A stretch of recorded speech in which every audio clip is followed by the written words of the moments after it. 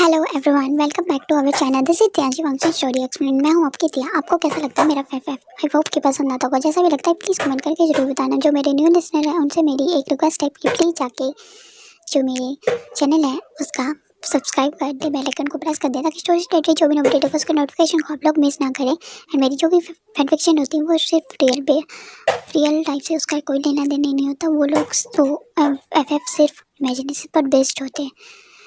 और चलिए स्टोरी की तरफ चलते हैं। माई स्पीशीज बॉयफ्रेंड का ये वन शॉट एफ जो है उसका सेकंड एंड लास्ट पार्ट है। So let's start the story. Last part में हमने देखा था कि विंग और वांगजी ने जेंस के साथ जो कॉन्वर्सेशन की जो मीटिंग जैसे अटेंड किया था, वांगजी उससे बहुत ज़्यादा इंप्रेस हो गया था। वांगजी के दिल में विंग के लिए कुछ तो हो रहा था, बट वांगजी भी उस चीज़ से अनजान था और विंग तो बिल्कुल ही अनजान था क्योंकि वांगजी को बारे में उसे नहीं पता उसके दिल में क्या चल रहा है। फिर उसके बाद वो लोग वापस आते हैं। वो लोग जिनके साथ लंच करते हैं कैफेटेरिया में जाके। फिर वो लोग वापस आते हैं डांस की कॉन्वर्सेशन में, जहाँ पर लान चेचन और लान वांगजी के जो फादर हैं मिस्टर चिंगेंजुन एंड जो टान कुरैन है वो बैठ कर वेट कर रहे होते हैं। तभी वो लोग मीटिंग के बारे में पूछते हैं तो वो लोग वांगजी जो होता है वो सारा डिस्कशन उनके साथ करता है और विंग जाके केबिन में उनका वेट करता है। विंग सारी फाइल्स को अच्छे से जो एब्जॉर्ब कर रहा था और उन्हें उनकी हर एक चीज़ को वो मेंशन कर रहा था। उसमें जो भी उसे मिस्टेक्स दिखती थी वो उन्हें जल्दी से अपने नोटपैड पर लिख लेता था ताकि वो वांगजी के साथ उस चीज़ को डिस्कस कर सके बाद में। उसके बाद हमें सीन दिखाया जाता है विंग को इसी तरह जो है वो वांगजी के जो कॉर्पोरेशन थी वहाँ पर लांस के कॉर्पोरेशन में आते हुए से 1 मंथ कंप्लीट हो जाता है। एंड ये मंथ चल रहा था जनवरी मंथ खत्म होने के बाद विंग को जो फर्स्ट सैलरी मिलता है तो वो बहुत हैप्पी होता है। उसका फर्स्ट सैलरी 50,000 युआन्स होती है, जिसे लेकर वो बहुत हैप्पी होता है। एंड वो अपनी फ्रेंड्स को, जो उसके बेस्ट फ्रेंड है न्यू जेन, शाओ शिनचैन और जो वेनकिंग है, मैमिया है और जो उसके अनदर फ्रेंड्स हैं, उन सबको एक छोटा सा ट्रीट देते हैं। और फिर उसके बाद वो अपनी नॉर्मल जब फरवरी स्टार्ट होता है मंथ तो अपनी नॉर्मली अपनी स्टडीज़ पे बिजी हो जाता है और साथ में अपना जो ऑफिस वर्क है उसे भी देखता है। वांगजी के साथ वो मीटिंग्स अटेंड करता है, उसका सारा काम करता है, उसका पूरा ध्यान रखता है। जब सुबह जाता है तो उसके लिए कॉफ़ी, उसे उसकी सारी मीटिंग को अच्छे से प्रेपरेशन करना, हर चीज़ को अच्छे से रखना कि कौन सी चीज़ कहाँ पर होनी चाहिए, हर चीज़ का डिस्कशन वो वांगजी के साथ करता था। वांगजी के साथ जब भी वो डिस्कशन करता था तो वो वांगजी के फेस पे कुछ अजीब सी जो चीज़ें थी, विंग ने वांगजी के साथ कुछ अजीब सा अटैचमेंट फील कर रहा था कि उसे वांगजी के साथ कुछ खिंचाव सा महसूस होता था, बट वो उस तरफ ध्यान नहीं देता था। इसी तरह कुछ टाइम बीत जाता एंड वांगजी जो होता है वो अपनी फीलिंग्स को उसने समझ लिया था कि वो विंग को अपनी लाइफ में इतना इंपॉर्टेंस किस लिए दे रहा था, क्योंकि वो विंग की तरफ खुद को अट्रैक्ट महसूस कर रहा था। विंग का बात करने का तरीका उसे बहुत अच्छा लग रहा था। दूसरी तरफ हमारे लांची चैन जो थे उनका और जंग्स का, जो जंगचन है उनका मैरिज का प्रपोजल दिया जाता है और जिसे जंग्स अप्रूव दे देते हैं। एंड लांस और जंग्स दोनों एक बिजनेस से ज़्यादा एक रिलेशनशिप में बनने वाले थे दोनों फैमिलीज। तो लांसी चैन और जंगचन का मैरिज का डेट फिक्स किया जाता है उनके एंगेजमेंट के दिन। लान वांगजी विंग को दिख रहा था। विंग बहुत खुश होता है अपने काका के लिए एंड अपने काका को भग करके कहते हैं, मैं बहुत हैप्पी हूँ कि आपकी शादी शीचेन काका से हो रही है क्योंकि शीचेन काका मुझे बहुत पसंद है और मैं दिल से चाहता था कि शीचेन काका के साथ आपका मैरिज हो। So thank you so much काका, आपने उनसे शादी के लिए हाँ करा। तो जंगचन उसकी चिक को पुल करते हुए कहता है, मैं उससे क्यों नहीं हाँ करता, वो इतना प्यारा जो है और वो इतना प्यारा है कि मेरा भाई तक उसे पसंद करता है, तो मैं क्यों मना करूँगा।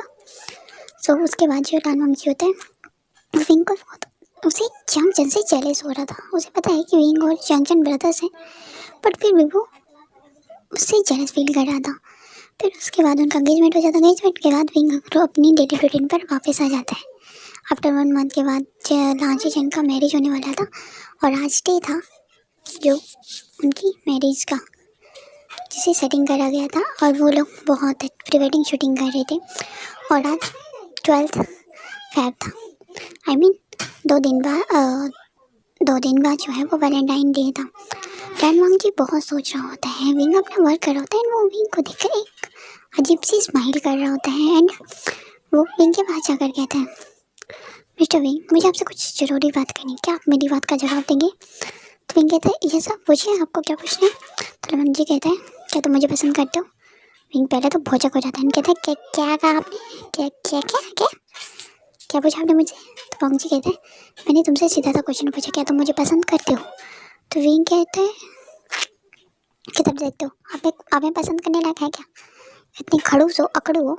मन में तो वो यही सोचते हैं, लेकिन वो अपने मौत तक वो बात नहीं आता, लेकिन वांग जी उसके मन को पढ़ लेता है। इनके वांग जी कहता है ठीक है टाइम, तुम सोच सकते हो। वैसे मैंने ऐसे ही पूछा है कि तुम्हें मैं कैसा लगता हूँ। तो विंग कहता है एकदम परफेक्ट हो, जैसा होना चाहिए, एक अल्फा जैसा होता है। तो वांग जी विंग के दिल का हाल जानना चाहता था, बट विंग अपना दिल उसके सामने खुलकर नहीं रखता। वो भी वांग जी को पसंद करता है, बट वो कहने से डरता है कि कहीं उसका जॉब ना चला जाए, और ऐसा कहने से उसका पता नहीं उसकी लाइफ में क्या इम्पैक्ट पड़ेगा। सो फ्रेंड्स, उसके बाद हमें दिखाया जाता है विंग और वांग जी का बहुत अच्छा चल रहा होता है वो दोनों। और आज डे आता है वैलेंटाइन का। विंग जब एंटर होता है तो पूरा ऑफिस बहुत अच्छे तरीके से सजा हुआ था, डेकोरेट हुआ था। विंग को समझ में नहीं आता कि क्या हो रहा है क्या नहीं, बट फिर भी वो अंदर चला जाता है। सारा ऑफिस खाली था और अंधेरा था। विंग कहता है एनीबडी हेल्स, कोई है यहाँ पे? मुझे डराओ मत यार, मैं डर रहा हूँ, प्लीज़ मुझे बताओ क्या हो रहा है यहाँ पे। इतना सुबह सुबह आया हूँ और सारा ऑफिस बंद है, कौन है, कहाँ है यार, मुझे बताओ तो सही कोई भी। तभी वहाँ पर थोड़ा सा डिम लाइट चलता है। विंग देखते हैं कि डेकोरेशन में बहुत अच्छी जगह है। जैसे जैसे वो अपने पैरों को आगे रखता है वैसे वैसे एक एक लाइट चलती जाती है। फिर एंड में जब वो पहुँचता है तो वो जब पीछे मुड़ के देखता है तो लान वांग जी अपनी नीज पर बैठा होता है, एंड उसके हाथ में एक बुके होता है, एंड साथ में एक एंगेजमेंट रिंग का बॉक्स भी होता है। एंड वो विंग की तरफ उसे शो करते हुए कहते हैं क्या तुम मुझे शादी करोगे, will you marry me? Wing तो हैरान होता है, अपनी मौत पर हाथ शोक रहा है, तो लगता है क्या आपने क्या किया खासा? तो ननवांग जी कहता है डोंट कॉल मी सर, मुझे रामजान बुलाओ। तो विंग कहते हैं क्या आप कहना क्या चाहते हैं? सन। तो वांग जी कहते हैं मैंने तुमसे सीधे से पूछा क्या तुम मुझे शादी करोगे, मैं तुम्हें बहुत पसंद करता हूँ। जब मैंने तुम्हें फर्स्ट टाइम उस भीड़ में देखा था, जब तुम इंटरव्यू देने आए थे, मैं तुम्हें तब से पसंद करता हूँ, तब से मैं तुम्हें नोटिस करता था। मुझे पहले पता नहीं था कि ये मेरी अंदर जो जितनी भी ये फीलिंग चल रही है, क्या ये कैसी फीलिंग है, बट मैं अब श्योर हूँ कि मुझे तुमसे प्यार हो गया है और मैं तुमसे शादी करना चाहता हूँ। कि तुम मुझसे शादी करोगे? तो विंग कहता है ये क्वेश्चन आप मुझसे क्यों पूछ रहे हैं, ये क्वेश्चन तो आपको मेरे मॉम डैड से पूछना चाहिए ना। तो वांग जी कहते हैं तुम बुद्धू हो क्या, तुम्हें समझ में नहीं आता? अगर मुझे प्रपोज करना होगा तो मैं तुम्हें प्रपोज करूँगा ना, तुम्हें पसंद करता हूँ, तुम्हारी फैमिली को क्यों क्यों क्यों क्यों करूँगा उनसे? विंग कहता है ओके। फिर विंग कहता है ठीक है। विंग जब ऐसा कहता है तो वो अपना सिर हाँ में लाता है। फिर वांग जी उसके हाथ में एंगेजमेंट रिंग तक पहना देता है एंड उसके हाथ में बुके देता है। वांग जी बहुत हैप्पी था। उसके बाद वो लोग कैबिन में जाते हैं। कैबिन में जाके वांग जी विंग को पैक करता है एंड उसके पे किस करते हुए कहता है थैंक यू सो मच कि तुमने मेरे प्रपोजल को एक्सेप्ट करा। फाइनली अब मैं कह सकता हूँ कि मैं अब कमिटेड हूँ, वो भी डिवोशन के साथ, और मैं इस रिलेशनशिप को पब्लिकली करना चाहता हूँ। तो विंग कहते हैं पहले आप मेरे मॉम डैड से बात करिए इस बारे में, क्योंकि मेरे मॉम डैड का जो डिसीजन होगा वही होगा, मेरा अकेले एक्सेप्ट करने से कुछ नहीं होता। फिर डानवांग जी कहते हैं एक्चुअल में मुझे तुम्हारी एक्चुअल एज नहीं पता है। तो विंग कहता है आप मेरी एज जानकर क्या करोगे, वैसे भी तो आप मुझसे मैरिज ही करते हो ना। तो डानवांग जी कहते हैं हाँ पर मुझे तुम्हारी एज जाननी है। विंग कहता है आई एम 16 ईयर्स ओल्ड। वांग जी कहता है क्या, पर देख के तुम्हें नहीं लगता कि तुम 16 ईयर्स के हो? विंग कहता है जो भी है जैसा भी है I am 16 years old and आपका एज? वांग जी कहते हैं आई एम 23 ईयर्स ओल्ड।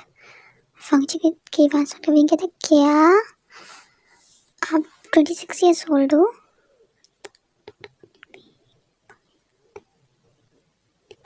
आप मुझे 6 ईयर्स बड़े हो? वांग जी कहता है हाँ मैं 23 ईयर्स ओल्ड हूँ। और तुम्हें कुछ पूछना है? तो विंग कहता है कुछ नहीं पूछना। उसके बाद वांग जी विंग की लिप्स पर किस करता है, एक सॉफ्ट सा किस जो बहुत जेंटली था, बट उसके इसको ज़्यादा डीप होने से पहले ही वहाँ पर एक नॉक होता है जो कि बाहर से था। लांची चैन ने डोर को नॉक करा था। वांग जी और विंग ऐसी सिचुएशन में थी, वांग जी बहुत मुश्किल से खुद को संभालता है और फिर विंग को उसकी चेयर पर बिठाता है। उसके बाद लांची चैन अंदर आते हैं एंड वो उन दोनों की सिचुएशन को देख कर कुछ तो समझते हैं, बट वो ज़्यादा ध्यान नहीं देते। एंड फिर वो कहते हैं कि मैं थोड़ी देर के लिए ऑफिस से बाहर जा रहा हूँ क्योंकि अजय मुझे लेने आ रहे हैं, हम दोनों शादी की शॉपिंग के लिए जा रहे हैं, क्या तुम दोनों हमारे साथ चलोगे? तो वांग जी कहते हैं बिल्कुल काका चलेंगे। क्यों विंग चलोगे तुम मेरे साथ? तो विंग जो होता है वो बहुत ब्लश कर रहा होता है। फिर वो कहते हैं ठीक है काका हम चलते हैं। वो लोग शॉपिंग के लिए निकल जाते हैं और मिस्टर लान कुरन और लान जो हंगन जुन थे, सॉरी डान चिंगिन जुन थे, वो बाकी की मीटिंग्स को अटेंड करते हैं। वो लोग साउथ कोरिया के सबसे बेस्ट, जो सबसे बड़ा जो शॉपिंग मॉल होता है वहाँ पे जाके अपने अपने लिए जो होते हैं वो आउटफिट्स देख रहे होते हैं। जंगजन और लांचन एक दूसरे के आउटफिट देख रहे थे और एक दूसरे को पहन के दिखा रहे थे, चेंज कर करके कि कौन सा किस पे पैटर्न शूट करेगा। और दूसरी तरफ विंग और वांगजी भी आउटफिट्स ट्राई कर रहे थे, एक दूसरे को दिखा रहे थे। एंड फिर वो लोग ड्रेसेस चूज़ करने के बाद वो लोग वहाँ पे बिल को पे करते हैं। फिर वो लोग वापस आ जाते हैं अपनी अपनी फैमिली से मिलने। तभी डांस और जो जंग्स होते हैं वो इकट्ठे जो होते हैं वो लंच करते हैं। लंच में जो फंक्ची है वो अनाउंसमेंट करते हैं कि उसे एक अनाउंसमेंट करनी है। उसकी मदद तो शौक होती है कि वांगजी को क्या अनाउंसमेंट करनी होगी। तभी वांगजी विंग का ऊपर हाथ पकड़ते हुए कहते हैं, mom, dad, uncle, aunt, Kurien uncle, मुझे आपसे एक बात करनी है। मैं विंग को पसंद करता हूँ। वो ये बात बहुत शर्माते हुए बोल रहा था और मिसेज लान कहती है, ये बात सुनने के लिए मेरे कान तरस गई थी। Thank you so much wing, तुम्हारी वजह से मुझे ये बात कम से कम सुनने को तो मिली। मुझे तो लगता था कि मेरा बेटा बिल्कुल मेरे तेवर, मेरे ब्रदर इन लो खुरैन की तरह ही अनमैरिड रहने वाला है। पर थैंक यू सो मच कि तुम उसकी लाइफ में आ गई। तो विंग शर्माते कहता है, इट्स ओके आंटी। तो उसकी जो लानवांग की मम होती हैं वो कहती हैं, thank you so much to you too, तुम्हारी वजह से मुझे कम से कम तुम्हारे जैसा सन इन लॉ तो मिलेगा। तो फिर मिसेज यांग कहती हैं कि एक्चुअल में विंग अभी अपनी टीनेज एज से पीछे है, वो भी 16 ईयर्स ओल्ड है। नेक्स्ट ईयर उसका बर्थडे आ रहा है, सो तब वो 16 कंप्लीट कर लेगा। तो हम इन दोनों की शादी तो हम 2 ईयर्स बाद ही कर सकते हैं, क्योंकि जब 18 प्लस हो सकता है तभी उसकी मैरिज हो सकती है। तो वो कहते हैं हम मैरिज करवा देंगे। मैरिज वो दोनों एक दूसरे के कॉन्टैक्ट में नहीं रहेंगे, वो दोनों जैसे रहते हैं वैसे ही हम अपने अपने घर में ही रहेंगे, लेकिन वो लोग कुछ कर नहीं पाएंगे, इसलिए हम उनकी मैरिज कर सकते हैं। दोनों फैमिली रेडी हो जाती हैं। फिर विंग और वांगजी का भी एंगेजमेंट डेट फिक्स हो जाता है। एंड लान सिजन और सिजन और जो शंकन होता है उनकी मैरिज के दिन उनकी मैरिज होती है। दोनों ब्राइड एंड ग्रूम्स का मैरिज बहुत अच्छे से तरीके से होता है। दोनों फैमिलीज बहुत हैप्पी होती हैं। लांजीजन जाते हैं मैरिज के बाद, यांग मैंशन और विंग जाता है शादी के बाद लान मैंशन। दोनों फैमिलीज में उनकी फर्स्ट नाइट को अच्छी तरह से कंज्यूमेट करने के लिए पूरा ख्याल रखा गया था। विंग और वांगजी की जो फर्स्ट नाइट थी वो बहुत, उनका रूम बहुत अच्छे से डेकोरेट था। जंक्शन और लांजीजन का भी, वो दोनों अपनी मैरिज की सारे रिचुअल्स को कंप्लीट करके अपनी मैरिज की फर्स्ट नाइट को बहुत अच्छे से कंज्यूमेट करते हैं। एंड आफ्टर मॉर्निंग लांजीजन और जो विंग होते हैं वो अपनी मतलब दोनों टांगों पे खड़े नहीं हो पा रहे थे, उनकी बहुत बुरा हालत था। और मिसेज डान और मिसेज यांग हैरान थी। फिर उनकी जो टिकट्स होती है वो दिखाई जाती है हनुमान के, दोनों को इकट्ठे भेजा जाता है। ये दोनों अपनी हनुमान पे बहुत अच्छा से ये करता है। तो भी वांगजी विंग से कहता है कि एक्चुअल में मुझे तुमसे कुछ पूछना है। वो दोनों अपनी हनुमान के स्विट्स में बैठे थे, तभी वो पूछते हैं कि तुम्हारा, एक्चुअल में मुझे आज तक ये पता नहीं लगा कि तुम्हारा जेंडर क्या है। आई नो कि तुम एक मैन हो, बट तुम अल्फा ओमेगा हो या बेटा हो या नॉर्मल पर्सन हो, मुझे नहीं पता। तभी विंग कहता है, माई शूट हस्बैंड, माई कोल्ड हस्बैंड, आपको मेरा आज तक कभी पता ही नहीं चला। तो वांगजी कहता है, बट क्यों नहीं पता चला, क्या तुम मुझे इसका रीज़न बताओगे। तभी इस बात पर विंग आंसर देता है कि मैं अपने फेरोमोन्स को हमेशा लॉक करके रखता हूँ ताकि वो किसी के सामने शो ना है। ये बात मुझे मेरे ब्रदर ने समझाया था कि मैं कभी किसी के सामने अपनी आइडेंटिटी रिवील ना करूँ, क्योंकि कुछ लोग फ़ायदा उठा लेते हैं पर्सन्स का। तो कहते हैं ठीक है। उसके बाद वो अपनी हनीमून को वापस करने के बाद वो लोग अच्छे से डेज को कंज्यूमेट करते हैं, अच्छे से घूमते हैं फिरते हैं। हनुमान जी और जंगजन अपने ओमेगास का अच्छे से ख्याल रखते हैं। विंग ने रिवील कर दिया था कि वो एक ओमेगा है।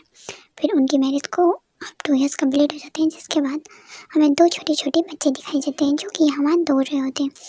एंड दोनों बच्चे अपने मम्मा के पास जा रहे होते हैं। विंग कहते हैं कि आई ठीक ठीक ठीक भाई बेबी गिरना मत। तो जरा लांची जैन कह रहे होते हैं, चिंगी तुम सही से चलो, तुम्हें लग जाएगा चोट। तो एक और बच्चे की एंटी दिखाई जो कह रहा होता है, अंकल ये मेरे कजिन है दोनों। तो विंग कहता है, ये तुम्हारा कजिन है दोनों, इसका नाम है लान चुचुई और ये है लान जिंगी।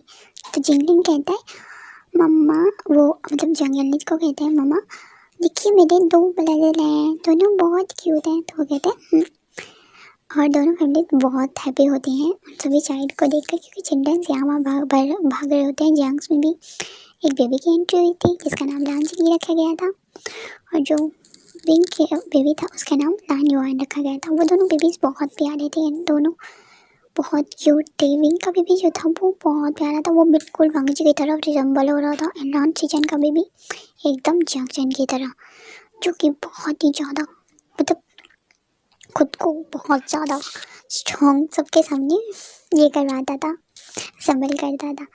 दोनों बेबीज धीरे धीरे बड़े होते हैं और विंग और वांगची का लव बहुत ज़्यादा डीप होता जाता है और वो लोग बहुत हैप्पी होते हैं। और वांगची और विंग एक दिन बेड पे होते हैं, तो वांगची कहता है कि विंग मैं चाहता हूँ कि हमारे और भी बहुत ज़्यादा बेबीज हों।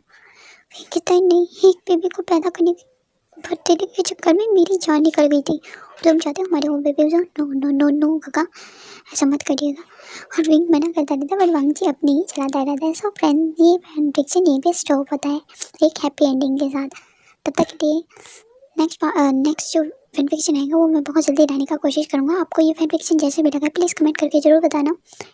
एंड माई स्पेसिस बॉयफ्रेंड का ये लास्ट पार्ट था। सो फैन फिक्शन जैसा भी लगा प्लीज़ कमेंट करके ज़रूर बताना एंड अपना रिव्यू ज़रूर दीजिएगा, ताकि मुझे जो आपके कमेंट्स होते हैं उनसे मुझे बहुत ज़्यादा मोटिवेशन मिलता है, जिससे कि मैं फैन फिक्शन और ज़्यादा रिटर्न राइट करने में मुझे आसानी होती है। एंड मुझे बहुत मज़ा आता है आप लोग के साथ फैन फिक्शन शेयर करने का। सो फ्रेंड्स, मिलते हैं एक और नई एफएफ के साथ, तब तक के लिए bye, take care, see you soon now, love you my function and my family, love you, thanks for watching, take care, see you soon now, love you.